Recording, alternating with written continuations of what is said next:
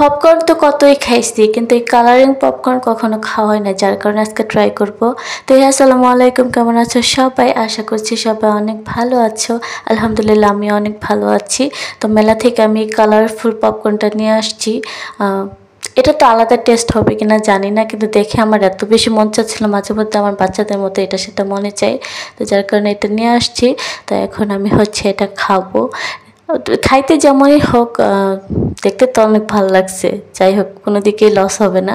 কিন্তু যাই হোক, আমি খাওয়ার পরও দেখলাম যে এটা না ভালোই মজা, এটা মিষ্টি মিষ্টি আর কি, আলাদা করে চিনি মিশানো আছে। তো এটা হচ্ছে একটা মিষ্টি মিষ্টি, এটার নাম আমি জানি না, কি জানি না, দেখে ভালো লাগছে নিয়ে আসছি। তো এটা অনেক মিষ্টি ছিল। আমি আবার এত বেশি মিষ্টি আবার খাই না। মিষ্টি যে খাই না এমন না, কিন্তু এত বেশিও খাই না। তো এটা হচ্ছে রোসাফিরে দিয়ে দিয়েছি। রোসাফি প্রথমে একটু খেয়ে বলছে আর খাবে না, ও বেশি মিষ্টি খেতে পারে না। তো যাই হোক, এখন হচ্ছে রাতের খাওয়া দাওয়ার সময়, আর ওটা হচ্ছে সন্ধ্যার ভিডিও ছিল। তো রাতে আজকে আমার এত মন চাচ্ছিল যে টমেটোর ভর্তা খাবো, কেননা শীত চলে যাচ্ছে, কয়েকদিন পরে টমেটোর ভর্তা খেলেও ভাল লাগবে না। স্টোরেজের টমেটোগুলো একটু মজা লাগে না আমার কাছে, শীতের টমেটোটাই মজা। তো আমার ননদ হচ্ছে বানিয়ে দিয়েছে অনেক মজা করে, ঝাল ঝাল করে। আমার তো অনেক ভালো লাগছে। এখন আমি গরম গরম ভাতের সাথে নিয়ে নিচ্ছি, আর হচ্ছে মজা মজা করে খাবো এখন।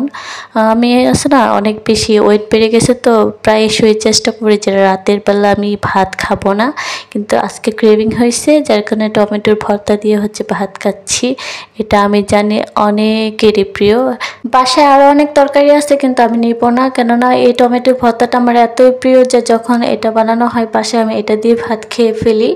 তো হচ্ছে যাই হোক, আমি এখন একটু শাক ভাজি নিয়েছি। শাক ভাজি আবার আমার খুব পছন্দের।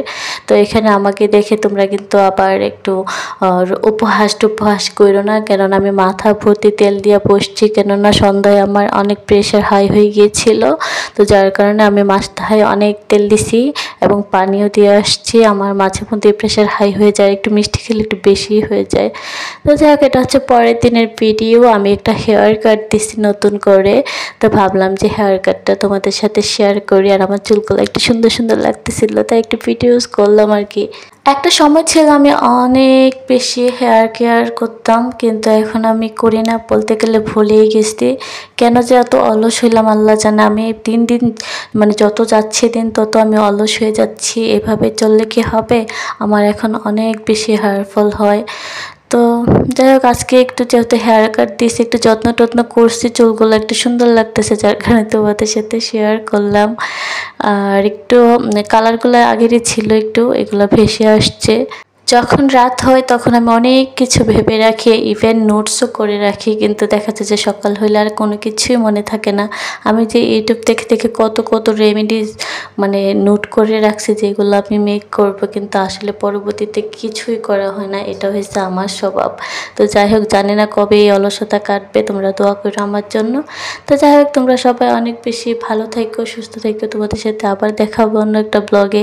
লাইফের ছোটোখাটো জিনিসগুলো, মুহূর্তগুলো তোমাদের সাথে শেয়ার করি। জানি না তোমাদের কেমন লাগে, আর ভালো লাগলে অবশ্যই কমেন্টস করে জানাতে পারো। তো সেই পর্যন্ত তোমরা সবাই ভালো থেকো। আল্লাহ হাফেজ।